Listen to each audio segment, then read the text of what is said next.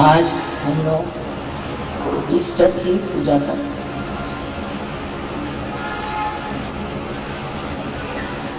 आज सहयोगियों के लिए एक महत्वपूर्ण दिन है, क्योंकि ईसा मसीह ने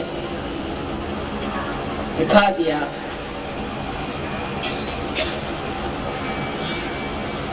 कि मानव का उत्थान हो सकता और उस उत्थान के लिए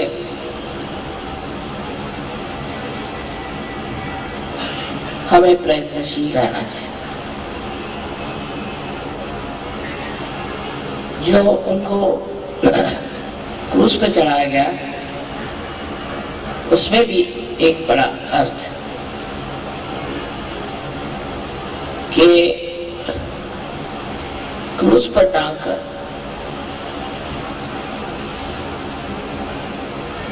उनकी हत्या की गई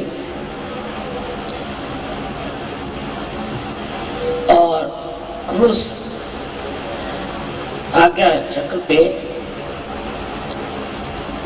एक स्वस्तिक का ही स्वरूप है, उसी पर टांग करके और ईसा मसीह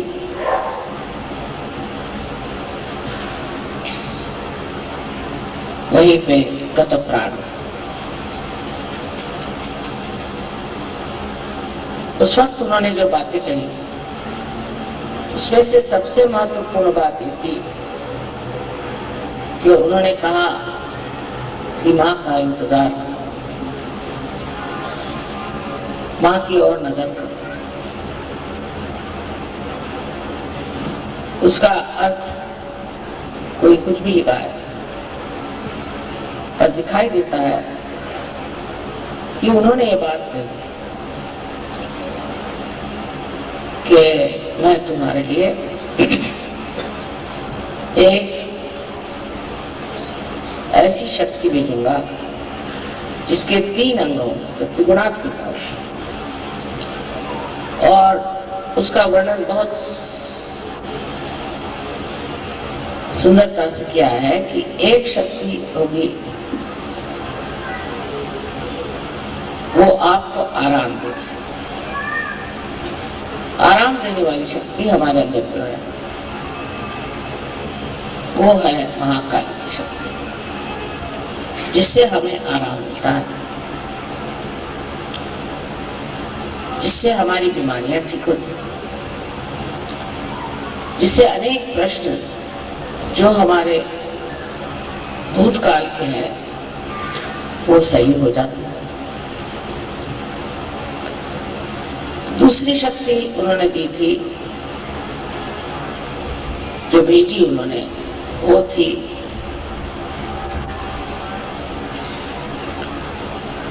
महासरस्वती। सो महासरस्वती उन्होंने काउंसलर का, माने जो आपको समझाएगी, उपदेश करेगी, जैसा वर्णन योग निरूपण कराएगी।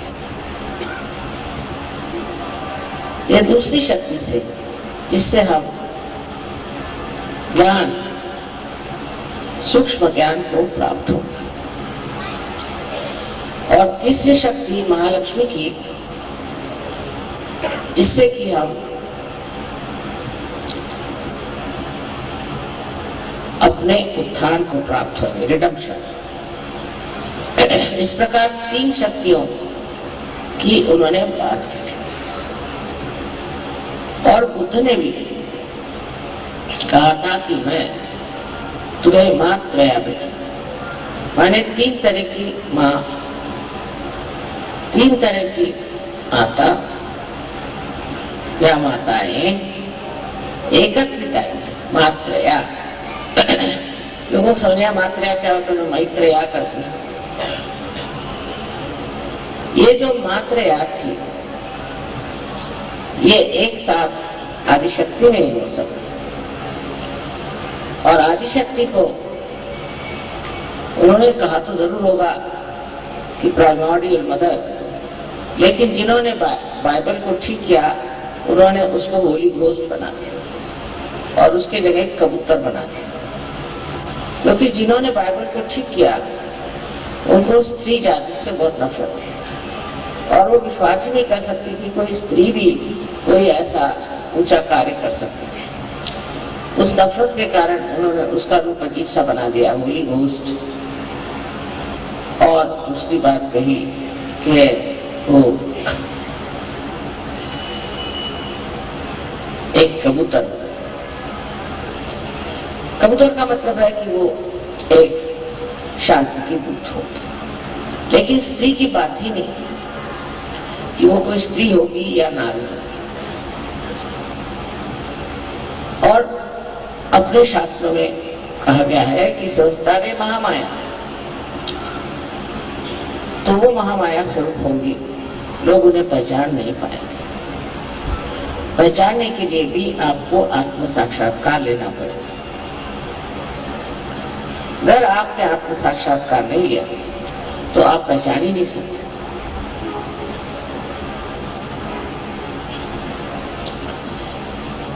अपने जीवनी में उन्होंने जितना खुलकर कह सकते कहा, न जाने उसमें से कितनी बातें इन्होंने बताई और कितनी नहीं बताई और छुपाई, तो भी कुछ कुछ सत्य उसमें प्रकटित है, उसको वो नहीं बदल सके। सहयोग के लिए ईसा मसीह का आना बहुत जरूरी था। वो स्वयं एक चिर बालक है और ये तो अब सिद्ध हो गया कि वो गणेश का अवतरण है। गणेश का अवतरण संसार में एक ही बार हुआ और वो ईसा मसीह के रूप में।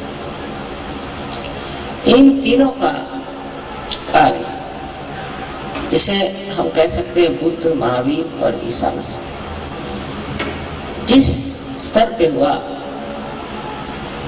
वो स्तर तपस्या का, और इसलिए मूर्धा में, विराट के मूर्धा में इन्होंने कार्य किया और तीनों कार्य में तपस्या का वर्णन कि मनुष्य को तपस्या करनी चाहिए और तपस्या करके ही वो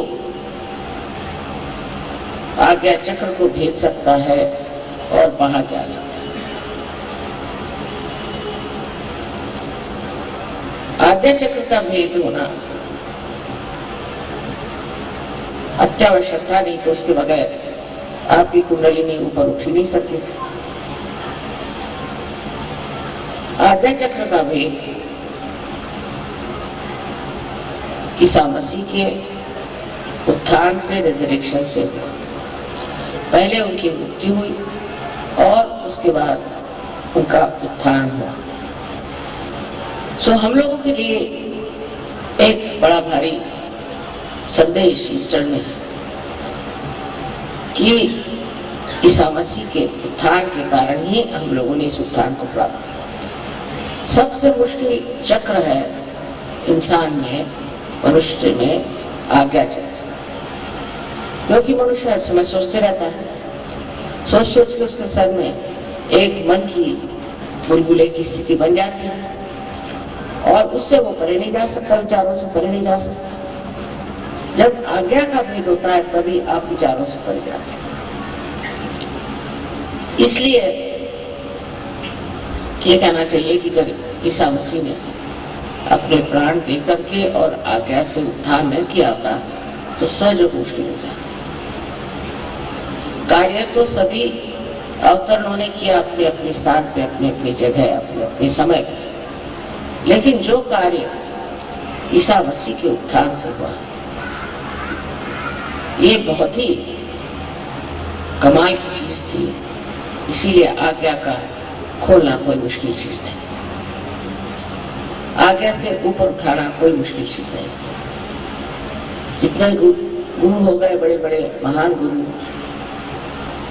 उन्होंने बहुत कार्य करे, उन्होंने बहुत कुछ ऐसी बातें करी जो जिसके कारण लोगों में जागृति हुई, धर्म के और रुचि हुई और आत्म साक्षात्कार की ओर ध्यान आकर्षित हुआ। वो अपने देश में आए थे और आए क्योंकि वहां के जहाँ रहते थे वहां के लोगों की जो दृष्टि थी उसमें सूक्ष्मता नहीं थी, आध्यात्म नहीं था, इसलिए वो हिंदुस्तान में आए और कश्मीर में वो शालीमार राजा से मिले। शालीमार ने उनसे पूछा कि तुम्हारा क्या नाम है? तो उन्होंने कहा कि मेरा नाम ईसा मसीह। मसीह माने जो कोई संदेश लेकर आता। और मैं उस देश से आ रहा हूं जहां सब म्लेच्छ रहते। म्लेच्छ माने जिनको मल की इच्छा थी। अब आप देखते हैं कि विदेशी जितना भी कार्यक्रम होता है वो मल की इच्छा करते हैं। लोगों को पता नहीं कैसे मल ही अच्छा लगता है, एकदम पागलपन ही अच्छा लगता है। आप उनकी फिल्में देखिए तो समझ में आता है कि ये पागल है कि क्या है। सो हमारे देश में पहले लोगों को म्लेच्छ कहते थे, माने मल की इच्छा करने वाले म्लेच्छ। और इनको मल की इच्छा है और मैं वहां कहाँ जाऊं, मेरा तो देश यही है क्योंकि मैं आध्यात्म में। तो शालीमार ने कहा कि आप इतने पहुंचे पुरुष हैं तो आप वापस और अपने ही देश में एक शब्द उन्होंने कहा कि निर्मल तत्वम,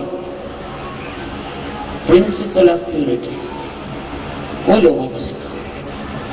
बहुत जल्दी अगर आपने निर्मल तत्व वहां बना दिया तो लोग जो है म्लेच्छ तरह से छुटकारा पा।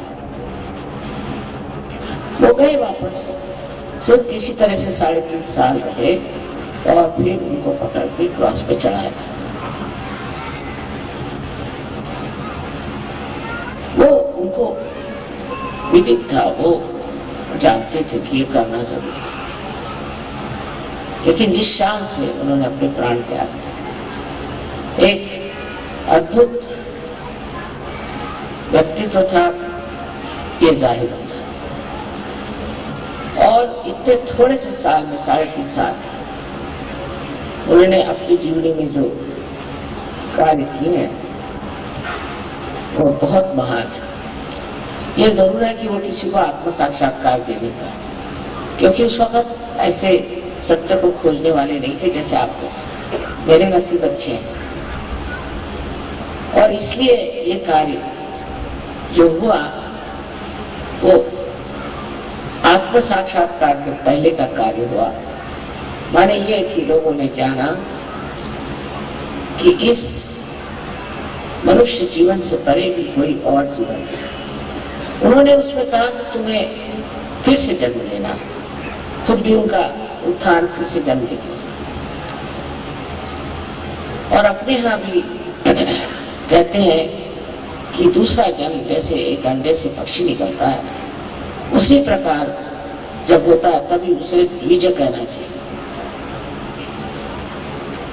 जिसका दूसरे बार है। और जब उसका परिवर्तन हो जाता है पूरी तरह से और वो उसमें पूर्णतया शक्ति आ जाती है, तो संसार में कहीं भी उड़ के चला जाए, उसके पास सारी संचार शक्ति आ जाती। आपको तो मालूम है कि साइबेरिया से पक्षी उड़ करके किस तरह से हिंदुस्तान आते,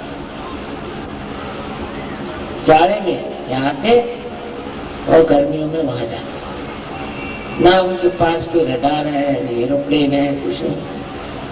कैसे आते? बराबर उसी जगह आते, जिस तालाब पे पहले आते थे उसी जगह आते। उनके बच्चे भी वहीं आते। एक बार इन्होंने प्रयोग किया, एक्सपेरिमेंट किया कि कुछ बच्चों को छुपा, तो उन्होंने खोज निकाला अपने बच्चों को, लेकिन कुछ बच्चों को खोजा भी नहीं था, वो उड़ के बराबर चले आए सीधे हिंदुस्तान।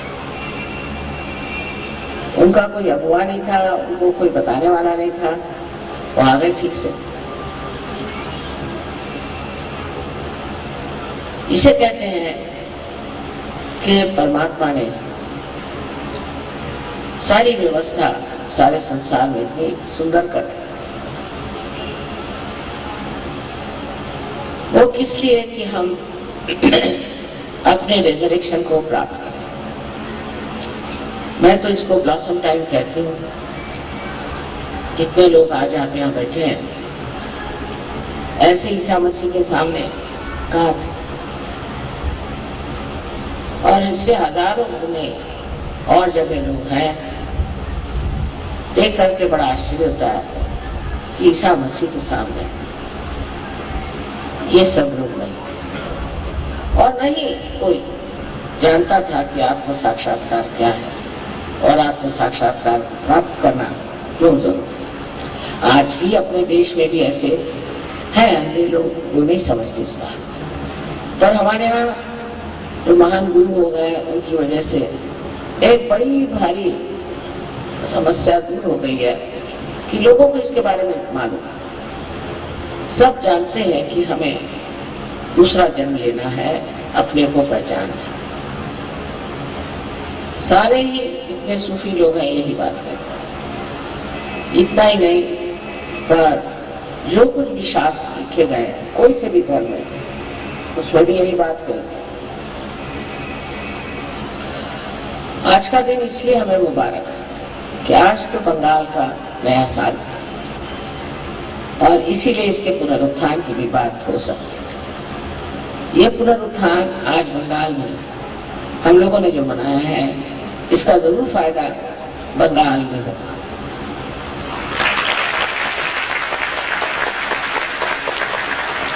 यहाँ की संस्कृति और यहाँ की कला, बंगाल देश के महान देश प्रेमी त्यागी लोग, जिन्होंने सारे देश में सबको एक बड़े ऊंचे स्तर पर पहुंचाया था, आज भी कहां से काम लेकर चले जा रहे हैं। विदेशी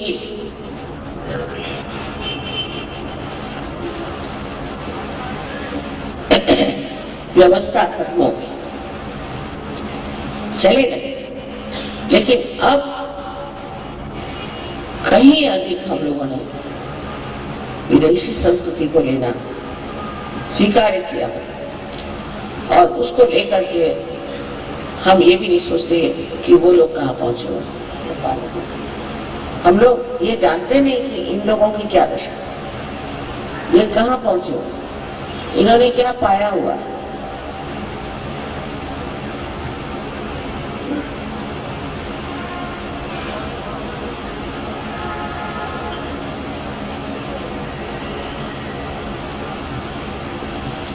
बहुत से ईसाई लोग तो ऐसा सोचते हैं कि ईसा मसीह इंग्लैंड में पैदा हुए थे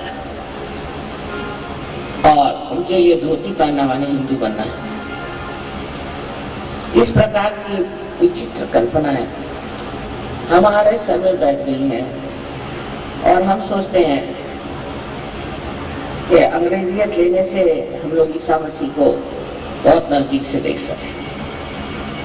जिनको उन्होंने म्लेच्छ कहा उन्हीं को हम लोग आदर से देखते हैं।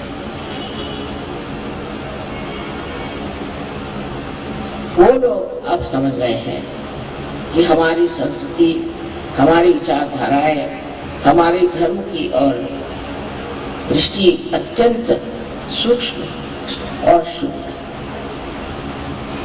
और यहाँ के लोग बहुत जल्दी सहयोग को प्राप्त कर सकते हैं। तो आपने देख लिया, लेकिन सहयोग को चाहिए कि आपस में पूर्णतया मेल मुलाकात है, और ये जो उत्थान का संदेश है वो हर जगह पहुंचा, क्योंकि आज आपका देश जिस दशा में है उसकी दशा परिवर्तन के सिवाय ठीक हो ही नहीं सकती, आध्यात्म के सिवाय ठीक हो नहीं सकती है। आप कुछ भी कर लिए, आकाश में टेबल लगाने से हो नहीं सकता। इसी प्रकार कोशिश ये करनी चाहिए कि एक एक आदमी को सोचना चाहिए कि हम कितने लोगों को सहयोग के बारे में बताते हैं और हम कितने लोगों को सहयोग देते। ईसा मसीह बिल्कुल अकेले थे, उनके साथ कोई भी नहीं था और सिर्फ 12 उनके शिष्य थे। उसमें से भी कुछ आधे अधूरे, कोई ऐसे वैसे थे। उस पर भी उन्होंने बड़ी मेहनत करी और एक बड़ा भारी संदेश अपने उत्थान से, तुम्हारे जीवन से देते। पर वो जो संदेश बाह्यता हमें दिखाई देता है, वो वास्तविकता हमारे आज्ञा पर काम करता है और आज्ञा पर काम करके ही हम लोगों ने उस स्थिति को प्राप्त किया है जहां हम ब्रह्मरंध्र तक छेद पाए। उन्होंने हमेशा क्षमा की बात की,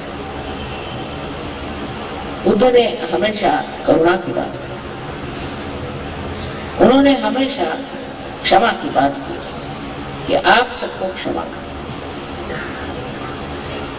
वो खुद मुझ पे चढ़ के कहते थे, प्रभु इन सबको माफ करो, ये जानते नहीं ये लोग क्या, इसलिए तो माफ कर दो, अंधे हैं। ऐसी दशा में जबकि लोगों ने उनको कीले से ठोका था और सर में कांटों का मुकुट चढ़ाया था, उस वक्त भी उन्होंने कितने प्यार से बात कही कि प्रभु इनको सबको माफ करो, क्योंकि ये जानते नहीं ये क्या है। ये आज्ञा चक्र की कमाल है। इसीलिए आज्ञा चक्र पे मैं हमेशा कहती हूँ कि आप लोग सबको माफ करो, एकदम माफ करो। आधे विचार तो हमारे अंदर यही चलते हैं कि इसने हमें सताया, उसने हमें सताया, इसने हमें परेशान किया, उसने हमें परेशान किया, उसको मैं कैसे ठीक करूं।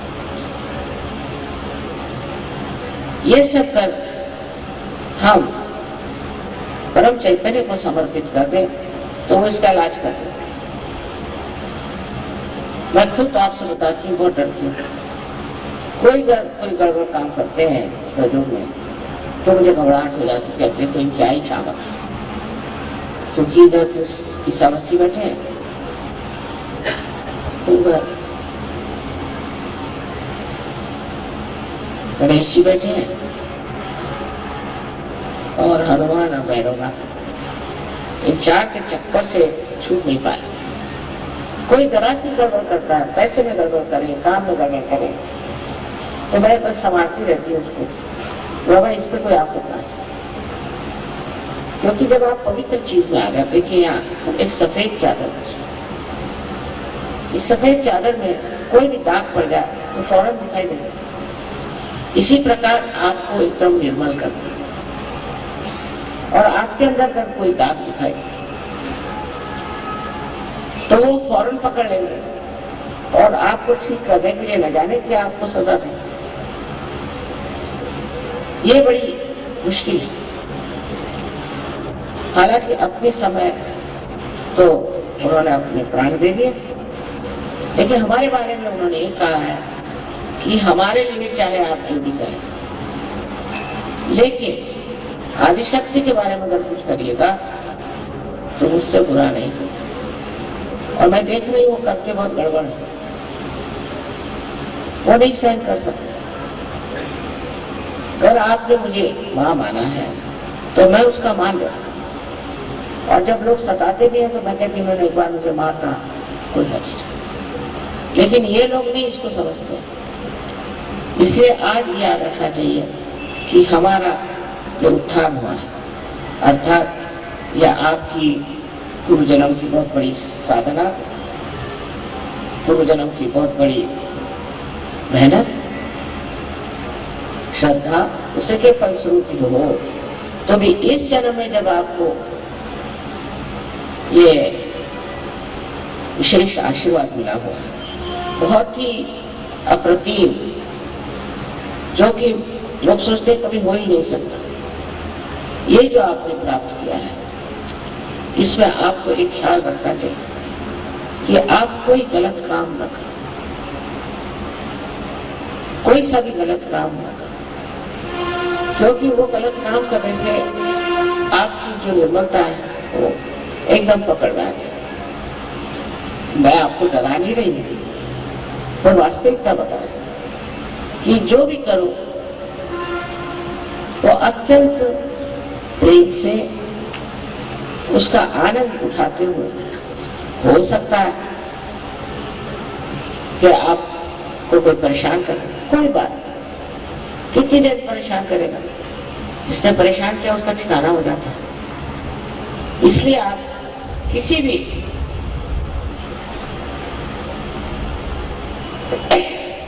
स्तर पे भूलना नहीं, किसी भी प्रांगण एरिया में भूलना नहीं कि आप एक सज हो। पहले जमाने में कितने सज हो बताइए। एक सूफी वहां हुआ निजामुद्दीन, तो उनकी गर्दन काटने को शाह निकल आए। उन्होंने कहा कि तुम मेरे सामने अगर सर झुकाओगे नहीं, मैं तुम्हारी गर्दन काटूंगा। दूसरे दिन उसकी गर्दन काटूंगा। सोगर कोई ऐसा हो भी तो डरने की कोई बात नहीं। अगर डरना है तो ये करना कि प्रभु इसको बचाओ, इसका पता नहीं क्या होगा, क्योंकि आप लोग परमात्मा के साम्राज्य, औरों जैसा हाल नहीं है।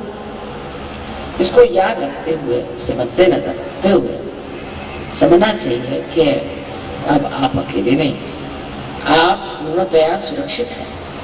और इस सुरक्षितता में आप क्यों परेशान हो? ईसा मसीह क्रूस पे जब परेशानी है तो ऐसा कौन आप पे पवाल आया हुआ है? बहुत से लोग आते, माँ हमें एक प्रॉब्लम आया, हमें ये प्रॉब्लम आया। इसका मतलब आप सर्जरी नहीं है, सीधा समीकरण ये बैठा है कि आप सर्जरी नहीं। जो सर्जरी होगा उसको कोई प्रॉब्लम होगा ही नहीं, क्योंकि आप बैठे हैं एक बड़ी ऊंची जगह और प्रॉब्लम यहाँ नीचे खेलते रहते हैं, उसको देखना मात्र है। पर अगर आप समय प्रॉब्लम करते रहे तो सोच लेना चाहिए कि कुछ कमी है आपकी। तो फिर ध्यान करें, धारणा करें और अपने अंदर धारणा करें कि हम सहयोगी, एक उससे हमारे अंदर जो एक शांति का भाव और एक आत्मविश्वास पूर्णतया प्रतीत होता है, वो लोग भी समझते हैं। कुछ बोलने की जरूरत नहीं, कुछ झगड़े की जरूरत नहीं, चुप्पी लगा ली। आपने चुप्पी लगा ली तो सारा परम चैतन्य जो है वो संभाल लेगा और एक से एक धुरंधर बैठे हो। लेकिन अगर आप ही में दोष है तो कहेंगे इसको डुबकियां लगा दो चार। इस प्रकार आज हमें ईसा मसीह की एक छोटी सी जीवनी थी, 33 साल की उम्र में उनकी मृत्यु। वो मरी क्या थी जाता, भटकते रहे, भटकते हुए हिंदुस्तान भी आए और कितना जीवन में उन्होंने कार्य किया। उनका नाम लेकर के न जाने लोगों ने क्या क्या बनाया, कितनी तरह तरह की संस्था बनाया, ये करना वो करना। झूठ है सर, गड़बड़ है, पर कितना उन्होंने कहा। उनके मुंह में भी गलत गलत चीजें रख दी गई और इस तरह से लोगों ने एक झूठी संस्था भी बना दी। पर इस बाह्य धर्म में कुछ रखा हुआ नहीं। अब आप इसे देख सकते हैं, जिस हीरे को इन्होंने ढक दिया वो हीरा आपके अंदर चमक रहा और वो आपके आज्ञा में कार्यान्वित है। आपकी क्षमा शक्ति जितनी बढ़ जाएगी उतना ही आप देखिएगा कि संस्कार में चलता है। अब ईसाई लोगों का मुश्किल यह है कि वो पैदा हुए ईसाई, तो हम उनको ईसाई सोचता है या ईसा की माई सोचती, उससे आगे नहीं चल सकते, वो तार भी हो जाते थे। हिंदुओं का भी ऐसा, हिंदुओं को बस कृष्ण मालूम है, शिव मालूम है, उसी में खुले रहते। अरे भाई आप इससे परे हो गए, उठ गए, अब आप स्वयं ही बाहर हो गए, सूफी हो गए। तो इन सब चीजों में जो सार है उसको याद कीजिए और हर एक चीज में सत्य को खोजें। बहुत सी चीजें असत्य हैं, इन सब धर्मों में बहुत सी चीजें असत्य हैं। जैसे ईसाई धर्म में आप आपको बता सकते हैं, यही बात जूस में भी है, मुसलमान में कि जब आप मर जाएंगे तो आप अपने को गाड़ लीजिए, अपना शरीर गाड़ जलाइए, और जब आपका रिजरेक्शन माने पुनरुत्थान होगा तो यही जो आपका शरीर है यह बाहर निकल के आएगा और आपका पुनरुत्थान हो जाएगा। अगर आप परमात्मा के नाम पर मरे हैं और उनका आपने अपना जीवन उसके लिए आपने त्यागा। अब सोचिए 500 साल बाद क्या चीज बाहर आई। अगर आपको गाड़ दिया जाए, इसे पूछना चाहिए, तो 500 साल बाद क्या कुछ हड्डियां वड्डियां बाहर आएंगी तो उसका पुनरुद्धार कैसे होगा? और ये विश्वास बहुत लोग करते हैं। इसका विश्वास इतना गहरा है कि हमारे पास कुछ लोग आए थे बोझनिया से, तो मैंने कहा क्यों मरे जा रहे हो, छोड़ो, तुम तो मुसलमान हो, तुम्हें निराकार में तुम्हारा विश्वास है, तुम किस लिए इसके लिए लड़ रहे हो, जमीन के लिए, क्या मतलब? तो उन्होंने मुझे कहा कि हमारे तो शास्त्र में लिखा, अगर तुम भगवान के नाम के लिए मरे तो ऐसा ऐसा होगा। पहले मैंने कहा इसमें भगवान का नाम कहाँ है, मुझे बताओ। फिर दूसरी बात ये बताओ कि तुम कर मर गए और 500 साल बाद अगर हुआ रिजरेक्शन तो अंदर से क्या निकलेगा? उल्टे कब्रों में जा करके सारी जमीन तुम मिले थे और उसमें भूत बनते रहो। उस मामले में मैं कहती हूँ कि अपने शास्त्र कि मरने के बाद आत्मा जो है वो निकल जाता है और जो जीवात्मा है वो फिर से जन्म लेता है। वो तो ठीक बात है, क्योंकि जीवात्मा मरता है, लेकिन शरीर 500 साल बाद उसका पुनरुत्थान होगा, ऐसी बात का विश्वास करना महामूर्खता है। और कभी कभी मैं सोचती हूँ कि इतने महामूर्खता को लेकर के ये लोग आपस में लड़ रहे हैं। आज इस्राइल में मारामारी हो गई, तो कल और जगह हो गई, हर जगह एक आसक्त मची हुई है धर्म को लेकर। जहाँ जाओ वहाँ धर्म से झगड़ा ही हो रहा है। मैंने कल भी बताया था कि कोई सा भी धर्म अलग है, सब एक से एक जुटे हुए हैं। और ये तो खुद ही दिखाई देता है कि सभी लोगों ने इनसे पहले भी लोगों का वर्णन किया। फिर ये झगड़ा क्यों, ये लड़ाई क्यों? इसलिए कि कुछ लोग हैं वो अपने को कहते हैं हमारी मक्तेदारी, हम धर्म मार्तंड हैं, और जो कह गए उसके उल्टा। अब आप सोचिए कि ईसा मसीह ने एक बहुत बड़ी बात कही कि मैं तो ये कहूंगा कि तुम्हारी आंखों में निष्पापता है। जैसे कि अंग्रेजी में उल्टी बात हमेशा कहते हैं, तो thou shalt not have adulterous eyes। कितनी सूक्ष्म बात है, thou shalt not have adulterous eyes। ये नहीं कि adulterous eyes भी नहीं होनी चाहिए, चित्त में भी adultery नहीं होनी चाहिए, बड़ी सूक्ष्म बात है। और हम तो जो गए हैं परदेश में तो देखते हैं कि हर एक की आंख इधर से उधर, उधर से उधर, उधर से उधर, तो कोई देखा ही नहीं जिसकी आंख स्टडी। सहयोग से पहले इधर आंख घूम रही, उधर आंख घूम रही, कोई आदमी को देख रहा, कोई औरतों को देख रहा, किसी चल रहा, कोई चीजों को देख रहा है। तो इस तरह की जो उनकी विशेष वाणी थी उसको किसने माना? उसको कौन कर रहा? कोई नहीं। कारण उसका एक ही है कि उनको आत्मबोध नहीं। अगर उनको आत्मबोध हो जाता तो वाकई में मैंने देखा है इन लोगों को, जब परदेश में भी आत्मबोध हो जाता है तो इनकी आंखें भी बिल्कुल स्थिर हो, और स्थिर होकर के बहुत प्यार झरता है,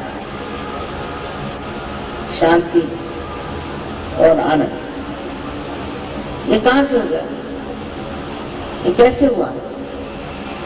क्योंकि जो आंख में विकृति आई थी वही निकल गई, तो आंख शुद्ध हो गई, निर्मल हो गई। जो ईसा मसीह ने कहा वैसी आंख हो जाती। तो उन्होंने जो कहा था वो कहने से थोड़ी हो सकता था। और प्रदेश में तो ये बीमारी जरूरत से ज्यादा है। तब हम लोगों को क्या समझ में आता है कि जो कुछ उन्होंने कहा वो हम करने का। हर एक धर्म में ऐसा, कोई सा भी ऐसा धर्म नहीं है जिसमें लोग कहते कुछ है और करते कुछ।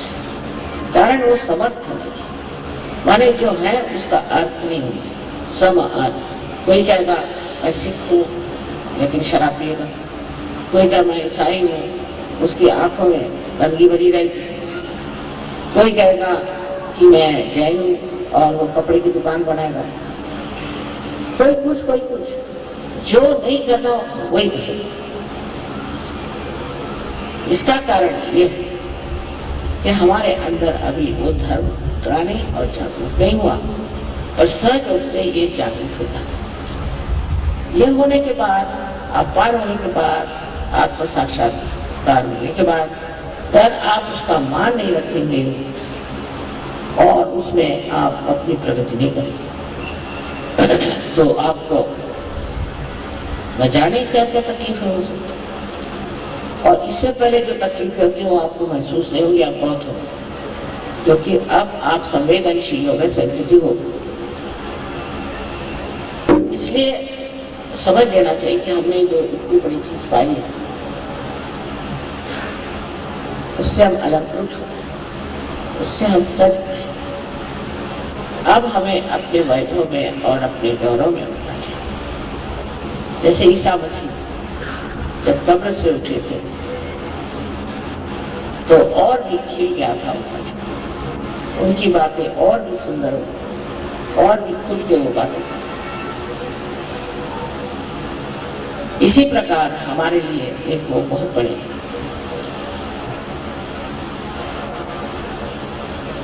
सहयोगी है नारायण जी, लेकिन उन्होंने प्राप्ति किया था, प्राप्त करके आए थे, और आपके लिए उन्होंने अपने प्राण त्यागे कि आपका आज्ञा कुछ।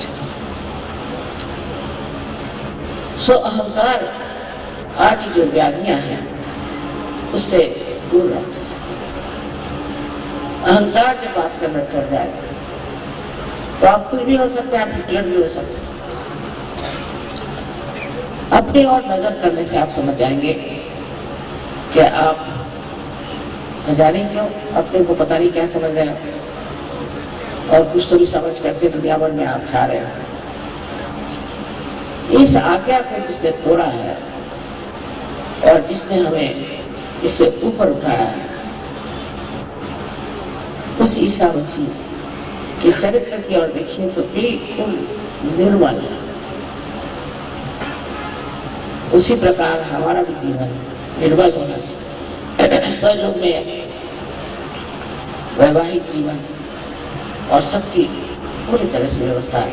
हालांकि ईसा मसीह ने शादी में की, जिनको कोई जरूरत नहीं थी, लेकिन पूरी तरह से आपके लिए हर एक चीज की व्यवस्था है, और इस व्यवस्था से आप बिल्कुल सर्वसामान्य लोगों जैसे रह सकते हैं, और अंदर से आप असामान्य हैं और अपने विशेषता को समझते हैं, जैसे ईसा मसीह अपनी विशेषता को समझते हैं, जैसे सूफी लोग अपनी विशेषता को समझते हैं। अकेले अकेले उन्होंने दुनिया से लड़ाई की और दुनिया में इतना कार्य किया, तो आपके तो इतने भाई बहन सारी दुनिया में छाए, तो कितना आपके अंदर आत्मविश्वास होना चाहिए। आप अकेले नहीं हैं, सब लोग एक ही बात कहते हैं, सबको एक ही चीज प्राप्त होती है। और जब आप इस चीज को पाते हैं तो इसका महत्व समझना चाहिए। इससे अनमोल और कुछ नहीं। हालांकि मैं बहुत खुश हूँ, कलकत्ते में इतना कार्य हो गया, ये सहयोगी हो गए, और इतना आपसी प्रेम है, कोई झगड़ा नहीं, कोई फूट नहीं, ये बहुत बड़ी बात है। और मैं इस मामले में ये सोचती हूँ कि कुछ तो भी देवी की यहाँ कृपा है कि लोग इस तरह से सहज को प्राप्त करके उसमें उतर रहे हैं। जैसे आदमी कार्य कर रहे हैं, ऐसा औरतों को भी करना चाहिए। और जब सब तरफ से सहयोग फैल जाएगा, तब आप देखना कि बंगाल भी इतने सुंदर स्वरूप में उतरे। आप सबको मेरा नमस्कार।